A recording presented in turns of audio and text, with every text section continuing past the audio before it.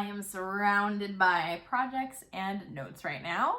So let's talk about my 2022 Make 9 goals and how I did.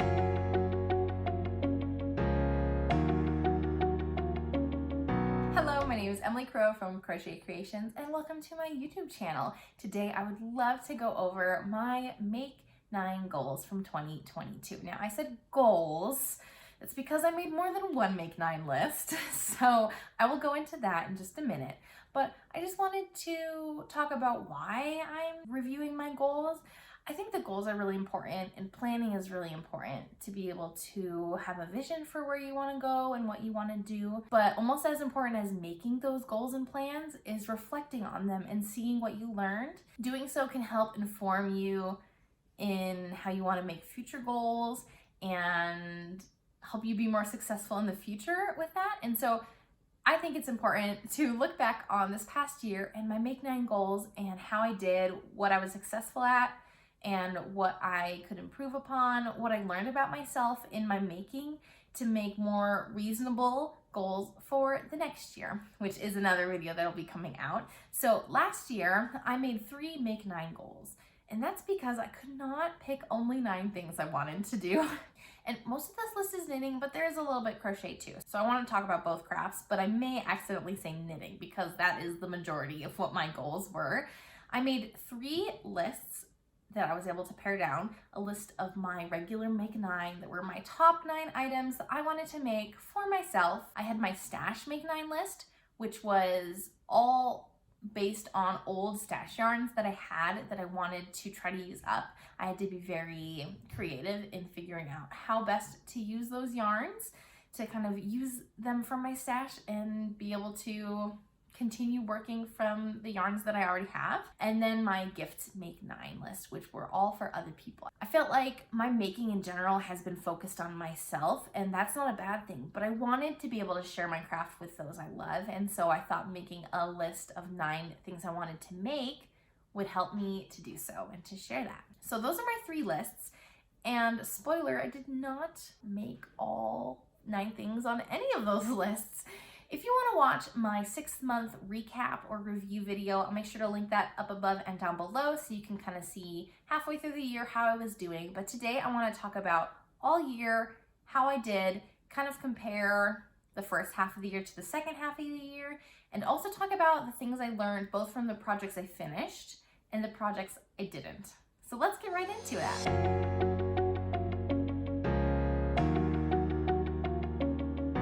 First, my original Make 9 list. Now I've got my notes down here, so you may see me looking down. I also wrote down how I was doing on my goals at the 6-month mark so that I could kind of compare the two, you know, to see if I worked on my goals more at the first half of the year or the second half, things like that. So I'll be looking down to kind of review my lists, but I'll also make sure to throw up pictures here so you can see the projects that I was intending to do or that I did do, and I tried to pull everything that I currently own so that I could share that with you and show you the things that I made, because I thought that would be a little bit nicer than just seeing pictures of what I made. And I just remembered that I forgot something.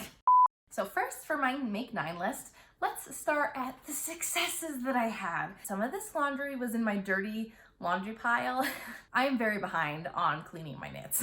This is my love note. It was the very first project that I finished for my Make 9 list this year. I finished it in January. Cast on and finished it in January. I hosted a knit along with my friend Jessica of JS Threads 14, and we did a love note is in the air knit along to finish by Valentine's Day. So I use Knit Picks yarn. I use palette in the color Sagebrush, and Knit Picks Aloft in the color Sagebrush. One of those is Sagebrush and I can't remember the other color, but it's this nice minty green. Love, love, love. This is such a fun knit and so easy. And I know that people talk about it a lot, but it is sized from 6 months all the way through, I think, 5 or 6X even. So literally every size. So I think it's totally worth the money, and it's a fun knit, it's an easy knit. It has a high-low detail, which I did not do on mine because I was worried about running out of yarn, but I did do the 3/4 length sleeve. Honestly, I love this. I mean, it's hard with the location of the lace. You really do need to wear something underneath it probably. I have to layer, but honestly, I love how it fits. I don't even remember the size, but I typically like a 4 to 6 inch ease is like the biggest I'll go usually. And so this one, I think has even less than that, maybe only like 2 to 4 inches of positive ease. I'm not quite sure, I can't remember. I'd have to double check. I'll put it on the screen if I remember. Super fun knit. This was my second love note that I made. I made one for my daughter the year before, and I also made a different one as part of my Make Nines, so I'll show that to you too. But I love this color. This was such a fun knit. It worked up super fast because the needles are huge, and I feel like it's a great piece to have in my wardrobe, and I also feel like it's totally worth the money, and I love supporting Tin Can Knits in purchasing and in promoting that pattern too. So looking at my list, that was a really early on finished object. Everything else from my Make 9 list that I finished in the second half of the year, so I definitely gained some momentum. I finished my Peekaboo Maxi skirt by Knitatude. It's a bit hard to show on camera. I'll make sure to pop some pictures up too. This skirt is like it's not actually a maxi length, it's more of like a T-length skirt. And I used Winnie Jo Fiber Co. in the color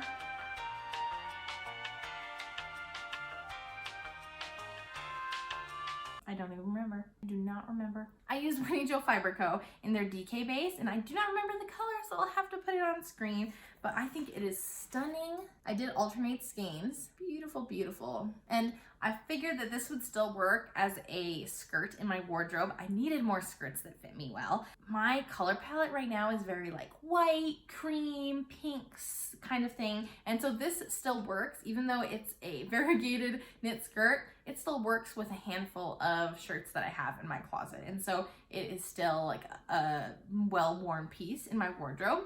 Now that the weather has turned and it is currently snowstorming outside, I don't necessarily wear this. I haven't worn this recently, but that doesn't mean I don't love it and I haven't gotten good use out of it. It just means that for me, this is more of a seasonal piece, and it took a long time to knit. Like, it's a lot of fabric. It's almost 4 full skeins of DK yarn. Yeah, I love it. I expect that I'll be wearing it for a long, long time. I did make it a little bit shorter than the pattern originally suggests because I have short legs. And I just made sure that it covered my kneecap, and then I did the lace work just underneath that. And for the bottom, I think I added like 1 extra row so that when I did the bind off, it looked a little bit cleaner. Love, love, love everything about this, except for it took a really long time. It felt really good to actually finish that off earlier this year. I finished that over the summer. I guess I'll talk about this one. Yay! I am currently wearing something that was on my Make 9, and it has been my most worn sweater, even more than my love note, since I made it. I think the first week I finished it, I wore it 3 times. I love this sweater. This is my No Frills by Petite Knit. And originally I had a terrazzo sweater on my Make 9 list in mind for this yarn. But then I realized I didn't need to make the terrazzo sweater because that sweater sample had variegated yarn. I could make a No Frills or something else with the variegated yarn, and it would just look a little bit different. And I decided I didn't really want the turtleneck, so I picked a No Frills sweater. And now I know that it's not a very size inclusive pattern, and that's not something I noticed when I first purchased. Keep that in mind, and I am trying to be better about not purchasing patterns that aren't fully size inclusive. But this sweater has a little bit more positive ease than I normally do, but I only made the size small and it still is plenty big. I don't think I would make anything bigger or more oversized than this because I do like something that's a little bit closer to my bust size, but I still do really love the fit of this, and it's so comfy and cozy. You'll see it's got this beautiful variegation. The variegated mohair is from Madeline Tosh. It is the New Moon colorway. So beautiful. It's got like blues and teals and purples and pinks. And then the base color that I chose was like a mauve color from Knit Picks palette, and it is the color Ice Lily. And so this was a really good way to have like an affordable base yarn, but then use a really special mohair yarn that cost more money. It was like a birthday present, I guess. My parents got me a gift card to the yarn store for my birthday last 2021, and so I purchased the Madeline Tosh yarn with that gift card. And so I thought it would be really cool to finish the sweater before my birthday in 2022. And I did it. I started the sweater right before the summertime. So I only did the collar and the short rows in the back. And then I put it down because it was just too dang hot to work on with the mohair. We didn't have air conditioning in California. I didn't get that. Could you try it?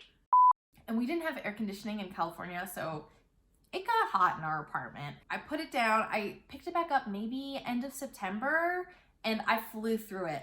I had so much fun. I know some people say that the no frills is just a really boring, tedious knit because it's so simple, but for me, the mohair being variegated made it so interesting and enjoyable to work on. I just really enjoyed the whole process. I love, love, love this sweater. I finished it in time to wear it for my birthday, and I've worn it a ton since.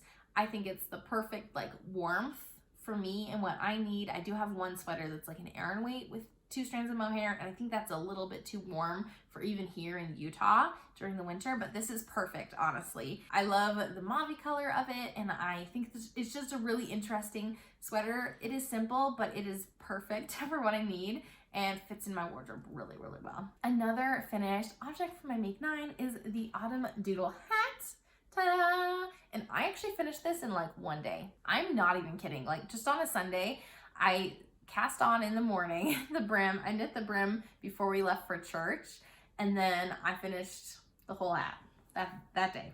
It was a super quick knit. I had already picked out which motifs I wanted to use so that it would match my cowl that I made last year. I keep saying last year, but when I say last year, I mean 2021, because it is already 2023 when I'm filming this video. I have a pom-pom on it. This is one that someone gave me as a gift. It's actually raccoon fur that's been dyed purple, and it actually matches the hat really well. I used remnants from my Autumn Doodle cowl. Let's see if I remember the colors. This tweed is called City Tweed DK in the color Taratella. And then the other 3 are Swish DK in Garnet Heather, Dove Heather, and Amethyst Heather, I think. Oh, no. It's not Dove Heather. It's Squirrel Heather, Amethyst Heather, and Garnet Heather. So I really enjoy this hat. It is more of a slouchy style, which I should have known from the pictures that it would be like that, which is not exactly what I want. It's a little bit loose and slouchy on me.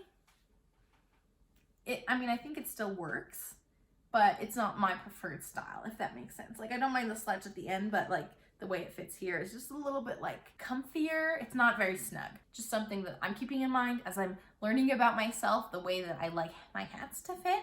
I like them a little bit more snug, even if they're slouchy at the back, but more snug around my ears. But I'm really excited about that. It was super fun to knit something so fast. I need to make more hats and small accessories, I think. That's everything I finished for my Make 9 list. That means I have some things that were not finished.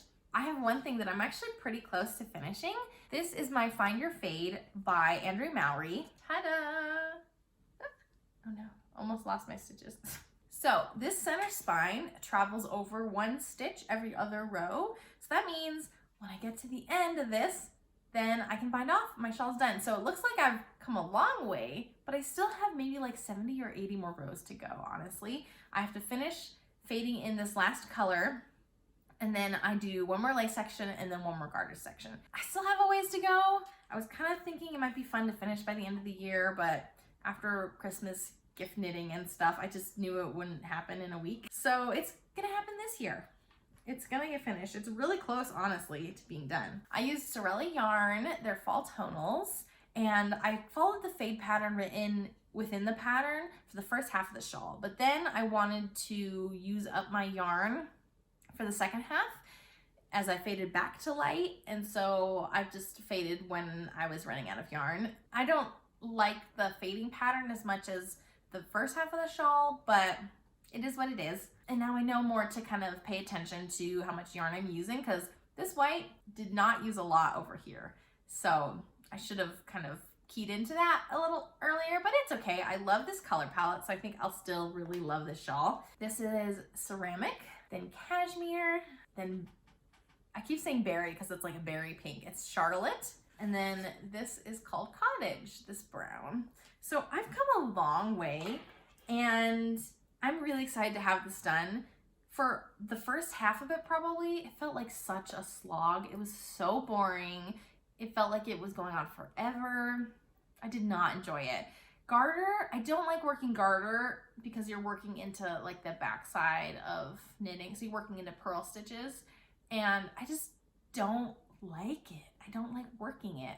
I'd rather knit into previous knit stitches that are, so like stockinette in the round or stockinette work flat. Like I'd rather work like that, honestly, than working garter stitch. So I learned that about myself. This was just too simple of a shawl with not enough changes. So I'm hoping that for future shawls I make, I pick something that has a little bit more interest and that keeps me a little bit more engaged. I do think that I love this color palette and I will love wearing this shawl, but definitely a product knit, not a process knit, which is why it didn't get finished, even though I started it on Valentine's Day 2022. So the rest of my Make 9 did not happen. And that's embarrassing. I was intending to make the July socks. I wound up the yarn before my 6-month mark, so I counted them as started, but I have not started them. I'm not counting them as started now. So that means that in all actuality, I have done I have 4 finished objects and 1 whip from my Make 9 list from this past year. The other projects, I already talked about my July socks. I still really want to make that pattern and I love the yarn that I chose. I just didn't get around to knitting them this summer, and then things got really busy with test knits and gift knitting for the end of the year that right now I'm burned out on socks. So I'm not going to cast those on for a little bit. Maybe I'll cast them on in July of 2023. And then I also have my oat sweater, which even from the very beginning of the year, I kind of knew I wasn't going to work on it. My color palette, I chose a really light purple, the color Bartok from Teeny Button to use.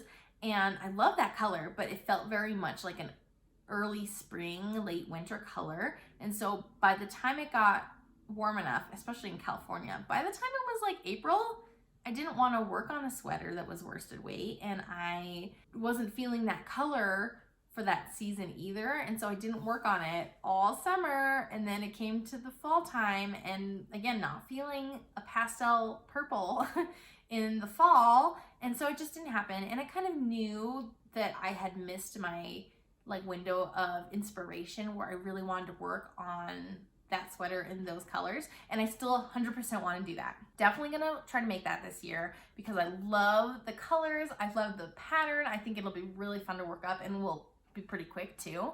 I think the style fits me and my wardrobe really well. That has to be a winter, early spring knit, or else it's not gonna get made this year either, I think. So it helped me realize that even though in the moment I like certain colors, that doesn't mean I'll want to work on them all the time. And so just planning my seasonal knitting and crocheting a little bit better to know what colors I may want to work on so that I can work on things as I'm feeling inspired rather than waiting till the next season to get around to it and then not being inspired by it anymore. I also have on my list the Campsite Waffle Cardigan by Alexi Tavel. And this is such a nice, squishy, textured piece that would go great in my wardrobe. I have the yarn for it already from Knit Picks. I think it's their like Snuggly Puff in the color Fawn. So beautiful, beautiful, like light camel color. Definitely want to make this eventually. Still love it, but I didn't get around to it because the end of the year just got so busy with moving and buying a house and all that stuff. So honestly, don't have plans to make it next year. It's just kind of gonna be hanging around in my stash. And then when I feel the urge to cast it on, I will, but not for a little bit. I think it'll be a really good fall color. So maybe in like August, September time, I'll cast it on. I think it'll work up really fast too, because it's just so squishy and big and beautiful color. I definitely need more cardigans in my wardrobe. One day I'll make it. And then the last thing on my Make 9 list that surprisingly I don't want to make anymore. This is the Cottage Core Crop by Mezzo Makes, and I love her style. I love her designs. The thing I realized about this is I made a different pattern of hers, the Brookline blouse, as part of my stash Make 9. So I'll talk about that soon. But the Cottage Core Crop is very similar. It's just has buttons and it's worked in rows instead of in the round. So a very, very similar style. I really love the buttons and I love how that looks as a blouse. But in making the Brookline blouse, I don't think that this top is a good style for my body. I have a very long torso And also, I have a level of modesty that I like to wear in like how long my shirts are because I don't want my belly to show. And that combination made it so that I personally feel like this cute cropped shirt does not look good when it's long enough for my comfort level, if that makes sense. And that's what I found with the Brookline blouse, so I'll definitely make sure to talk about that. I love the pattern and I would love to make it. I had some beautiful yarn picked out for it, but I do not think that that style will work with my body and the types of things that I will actually wear, which is sad to me because I thought it was super cute. Maybe if I'm feeling adventurous, I'll modify the pattern, maybe not make it ruffled at the bottom so that I can make it longer and it won't look so awkward in my opinion, but I do not have plans to make the cottage core crop anymore. I'm glad that I found that out working with stash yarn on the Brookline blouse before I spent the time working on a beautiful hand knit, hand-dyed yarn piece that I never wear. So there is my make 9 list. Some hits, some misses, some things I definitely will still make and some things I will not. Let's move on to my stash make 9 list.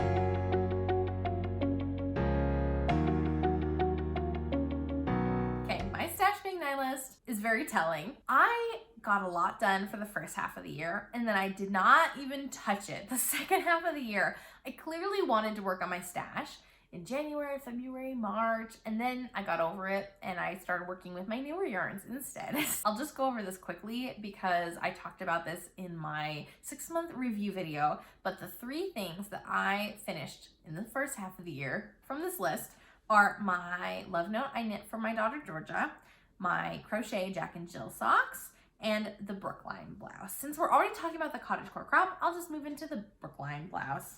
Ta-da! See, it looks super cute.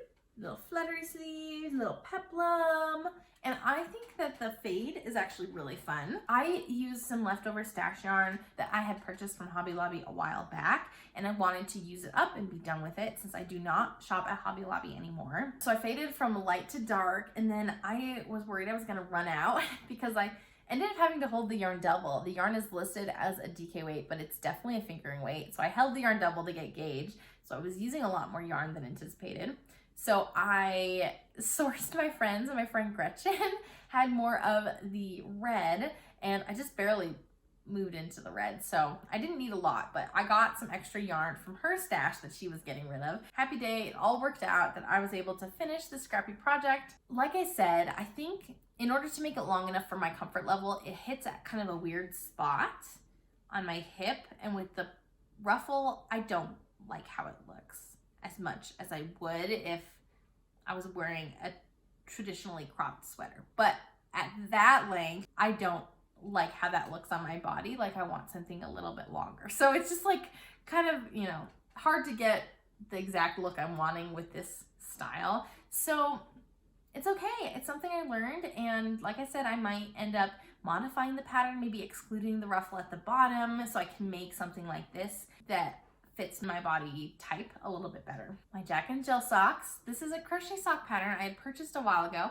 and this skein of yarn is from, they're now known as Yarn Nouveau. They are now known as Yarn Nouveau, but I purchased this yarn when they were known as Hole in the Wool. This is the color Kismet. Beautiful minty tonal with just a smattering of like little bits of speckles all over. The Jack and Jill socks pattern by Snowdrop Creates. I wanted to make crochet socks, and then I hadn't made them for a couple years, and I finally decided I was just gonna learn to knit socks. So I did that. In 2021, I learned to knit socks, but I wanted to come back to these to use up my first skein of sock yarn on a pair of crochet socks. And the pattern is really well written with measurements for fit. I think that for my foot, it's a little bit tight right here. And so I don't wear these socks very often because they are a little bit tight to get on. But I think the fit, other than that, is really, really good. And it was really fun to do a crochet pair of socks. I think that my gauge is also a little bit more varied with crochet because I have done amigurumi and I've done some garments and bigger things too. And so I was a little bit nervous about how they would fit. So I crocheted them in tandem. And I think that worked out really well. I think the size, they are perfect for each other, honestly. I would love to make some more crochet socks, but I definitely want to try a different pattern out because there's just all sorts to explore with the world of crochet socks that I really haven't. So if you know of any good crochet sock patterns you want to try, I definitely recommend this one. I think the math is really good to help you get a good fit. I think it makes a lot of sense. I like the texture, so I definitely recommend it. Fingering weight yarn to make this pattern, but I do want to try a different pattern if I'm going to make another pair of crochet socks. My last Stash Make 9 project is the love note for my daughter. I used Caron X Pantone in the color Cranberry Meadow. I used 4 of the 5 mini skeins that were in like that color pack because I think I had pulled the light tan color out and used it for something else. I can't remember. I was intending to fade, and instead I did kind of like a color blocking type thing. I still tried to fade and it didn't work out great, but I ended up fading right after the lace because I didn't want to fade it in the middle of the lace, and then I could only do like 1 row. So yeah, it's basically a color block. It doesn't look bad though, and this color palette is super cute for the fall. It was a super fast knit. I think I knit it in like a week. Not even kidding. This yarn I would not recommend though. What is this? Oh my goodness. That is a massive lace. What is going on there? I don't think anything fell through though. I think we're okay. But I would not recommend this yarn for color changes like at all. This yarn is like really silky. It's also very splitty. And so in changing colors, my ends are just like falling out. Like look at that. And in all my other projects, even like superwash wool, which is also a little bit more slick, they haven't pulled out that much. So I feel like it's just really hard for this yarn to stay put where you want it to. It snags really easy. Yeah, there's just like, it's kind of a mess. It doesn't look as good as it could if it was made in a sturdier yarn. It's just too splitty, too unravelly, too silky. So not a great choice for a toddler sweater. It washed as well because it's acrylic yarn, but not ideal. My other Stash Make 9 goals that I did not even touch, not even think about. Well, okay, maybe I've thought about it, but not really. They have not been my priority, which is why they haven't gotten done. My half and half triangles wrap using some stash yarn. I think that would be really fun. I have both yarns still that I'm planning on using eventually, but don't have a desire to cast it on right now. I had a couple own design things I wanted to do, a skirt, which I had swatched up, and I just couldn't get a stitch pattern that I liked with that yarn. So it didn't happen. Kind of ran out of time over the summer to do a Just Peachy Crop top with some leftover yarns from LaRue Cotton. Maybe that'll be a this summer thing to work on. I wanted to do some lace weight socks. I spent lots of time actually looking for patterns for lace weight socks, but I just couldn't find any. I just wanted to do something more interesting than a vanilla sock, and I couldn't find anything that I liked. I also had a plan to make the Captiva Crop, which is a crochet piece by Murphy Handmade, and did not get around to it. My yarn is very like fall toned that I was thinking of using for my stash, and by the time fall rolled around, things were just too busy, too many test knits, too many gift knits, moving, all sorts of things. Life got in the way, but I still do really want to make the Captiva Crop. And then the Cumulus blouse, again, it's like a kind of a weird, because it's using like a mohair based yarn, even though there's like, it's mostly wool, there's just a little bit of mohair in it. I feel like it'll be kind of warm, and so it'll probably be more of a springtime knit to work on. We'll see if I do. I honestly haven't thought about it, so probably I won't. I was trying to pick patterns that I would enjoy making with the stash yarn and trying to make a good match of the yarn to the pattern. But this year I discovered that a lot of my older stash yarn, I just don't want to work with. It's not the kind of knitting I want to do or the crocheting I want to do. They're not maybe the colors I want to work on right now. And so I actually did a big purge of my stash right before we moved. You'll see a decluttering video coming up sometime eventually soon, maybe. I show you kind of how I did that, but I pared down a lot of my yarn, like a lot of my old stash. I went down at least 50%, and I do still have that yarn because that's like my top choice of my old stash. But again, it's not like my top choice for all of my stash. There's many skeins that I would much rather work with first. So we'll see if I get the itch to cast on something that is stashy at the beginning of this year. We shall see. I also made this list like a make 9 plus 1. So I had another own design piece, like a velvet v-neck tee. I actually had started it and I had a chunk of it done, but I was hating the process of crocheting with that velvet yarn to the gauge that I wanted. And I realized if I hated working on it so much, no one else is gonna enjoy it. So I frogged it. I know I don't usually frog things, but I committed to frogging it and I did, and I'm so proud of myself. So that did not come to fruition. I think that the drape would work a lot better using knitting instead of crochet. So maybe I'll try it again using knitting instead to be a more enjoyable making experience, but I did not enjoy crocheting with that velvet yarn. So compared to the first half of the year, literally nothing changed with my stash make 9 list. So that's a little sad. I just threw it by the wayside. I did not even care. But that is a different story from my gifts make 9 list. So that's something to be proud of.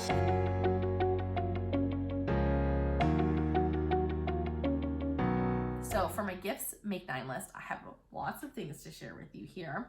A lot of whips actually. So things I didn't cross completely off my list. But for the first half of the year, I made a little newborn set. I made some socks for my newborn nephew. So cute. And they had like little mountains on them. They were my Mountains Call sock pattern. I made an adult pair for me, and then I wanted to make the newborn some pictures and such. So I made a newborn set of socks and I gifted them to my nephew. So super cute. And I think I want to make more baby socks to gift because they're just too dang cute and super fast to knit, and a good way to just trial some yarns. Maybe like if I get a skein of like a new fiber content or new colorway, it would be fun to just like be able to make something quick and just have a basket of like socks to give away for whenever people have babies. I think that's a great idea. And it can be easy to throw in with like other like registry items that you can do. Problem with gift knitting for like babies is that I feel like everyone wants to make your baby a blanket. Everyone wants to quilt one, crochet one, knit one. My mom was making a blanket for my baby. So I was like, that's great. Thanks, Mom. I'm so excited for that blanket. We based her nursery around those colors of the blanket. It was really special for us. And then a great grandma had a blanket. She had passed away, but she had a baby blanket. And we had named my daughter after that grandma. And so we were so happy to be able to get a blanket from that grandma to then pass on to my daughter. So that was amazing. That's awesome. But then I got like 2 or 3 other handmade blankets from like random people that are like barely related to me. Like I don't need that many little handmade blankets. That experience with my daughter taught me that really people don't need a lot of handmade stuff. And clothes. I got so many clothes, not handmade, but I got so many clothes at my baby shower. I did not need more clothes for my baby. I did not have any clothes on my registry, and yet people almost exclusively got me clothes. I would love to gift things, especially gift knits, because I think that's really special, that are useful, that are not like a big bulky item, that is not just one of another pile of the same thing. And so I think baby socks are a great idea. They can at least keep their toes warm while those socks stay on their feet, because no socks stay on baby's feet, but at least they'll stay on for a little bit.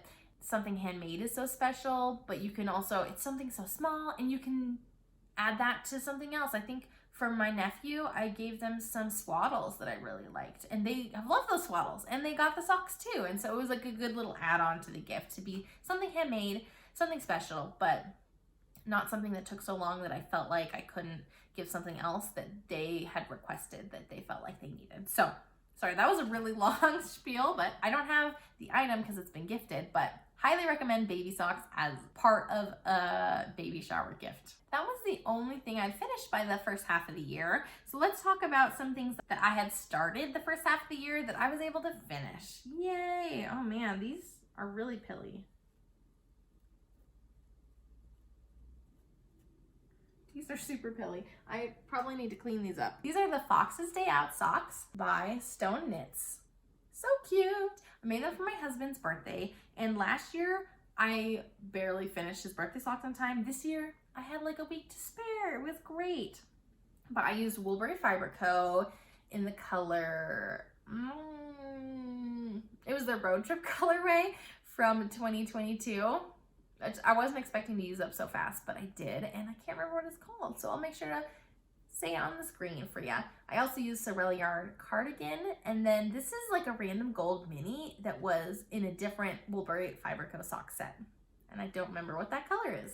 I moved the big colorwork motif from the leg of the sock onto the top of the ankle sock, since my husband will not wear long socks, only ankle socks. So I didn't want that work to go to waste. So I moved the motif. So not my favorite. I also should have done like the speckling maybe on the back of this right here. I'm not sure. Anyway, I think it worked out well. I had started these socks in a different color and I had to rip back and switch because the contrast just was not enough, but I think that these worked out pretty well. Cute little Arctic foxes. And he really loves them, as evidenced by all the pilling. Can you see that? Oh my gosh. Does this yarn have cashmere in it? It might. That would explain why it's pilling so much. Another whip that I had started before the halfway point of the year and that I finished was the Moonglade dress for my daughter. It is beautiful. And honestly, it felt like it took a long time. I mean, it's almost big enough to be a top for me. It's a dress, so it's quite a bit of knitting. But this is the pattern by Roro and Cades. I love this cute lace detail. It's on the sleeves as well as on the bottom. I used Chink Fiber, their merino single ply base that's fingering weight, in the color Flaminglet, so like baby flamingo, which is super cute. I think that this yarn, it reminds me of Banana Split Dippin' Dots, so it was very yummy to look at. You can see it kind of does some pooling. I was alternating skeins, but there's only so much I could do about the pooling. I don't think it looks too bad. Not my favorite look. I definitely like how it looks up top, where I did rows instead of the round better. But what can you do? It has this big keyhole in the back. So super cute. It is the 2T size for my daughter. She is very tall, so she's currently growing out of her 2T size for height mostly. But this is a nice, like, lot of room. And so I think she'll still be able to wear this for quite a while, even though she's growing out of most of her 2T clothes. It is the middle of winter, and again, this color palette is not something I necessarily feel like seeing right now. So she hasn't worn it a lot recently, but I definitely got some good use out of it. I think I finished it in like September, so it was towards the end of summer. So I'm looking forward to her wearing that in the springtime and summer next year. This is like a really nice like single ply fiber. I do get a little nervous putting it on her, but I'd rather she enjoys it and wears it. And then I just make sure that if I put it on her like to go to church or something, that I take it right off when we get home so it doesn't get dirty. All my other gift make 9 things that I have started, I've not finished, mostly because they are bigger things. So let me share with you. I have started the Viking cardigan by Martin Story. It's from a really old issue of Rowan magazine from like 2012 that I managed to track down. And I have the back panel almost finished, actually. I'm making my husband the 3rd size, medium. He was kind of in between sizes and he preferred like the larger of the two than like a tighter fit. So ta-da! It's got this cool like almost patchwork detail with squares of stockinette and squares of the cabling. So it's been really fun to work on. I'm using Knit Picks Wool of the Andes worsted in the color Delft Heather. I'm really close to finishing the back panel. It was gonna be a Christmas gift, and then a couple weeks before Christmas, I just knew it wasn't gonna get done in time, and I let it go. And my husband will get it when he gets it, which will hopefully be before his birthday, which is in August. I think it should be done before then because I don't have a lot of big projects on the needles right now. So just chugging away at that. I wanted to make lots of socks as gifts. So first off, let's talk about the Christmas Eve socks I wanted to make. The previous year, in 2021, I made a pair of socks. I tested a pair of socks for my daughter. The colors and style ended up feeling very Christmassy, so I thought it would be a great idea to make some Christmas socks for my whole family, and how sometimes people have like Christmas jammies that they open Christmas Eve that they can then wear to sleep that night, and then like they can all match. I wanted to have socks like that, and so we did that in 2021. Super cute idea. The socks didn't match at all. So last year I really wanted to match our socks together, so I chose the Spruce Socks pattern by Originally Lovely. I've made some really good progress on them. I finished my husband's socks and my daughter's socks by Christmas Eve. I did not finish my socks. This is my husband's socks. He's worn these too. You can see the texture. It's such a cool texture. And I use the color Beck by Mezzo Makes Fiber from their U collection, which ended up being less turquoisey than I thought it would be when I purchased it, but it ended up being a perfect foresty green. This is George's pair. I ended up putting the tree motif mirrored so that the inside of the sock is blank and the outsides have the motif. Super cute.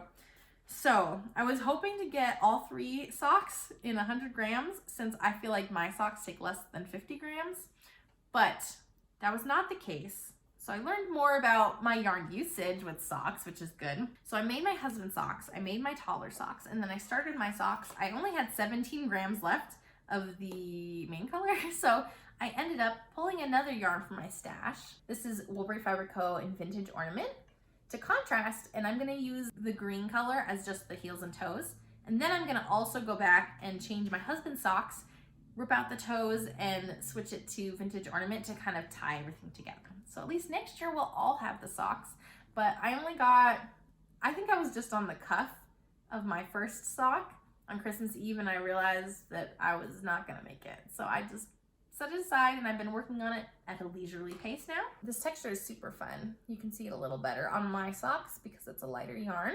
The texture is originally on the top leg of the sock, but like I said, my husband only wears shorty socks, and I knew I was not gonna have a lot of yarn, so I just planned on ankle socks. So I moved the tree motif to the very top instep of the sock, and the stitch repeat was more stitches than the instep that we have, and so I like borrowed a few stitches from the sole on either side and moved them onto my instep needle so that I could keep the motif centered.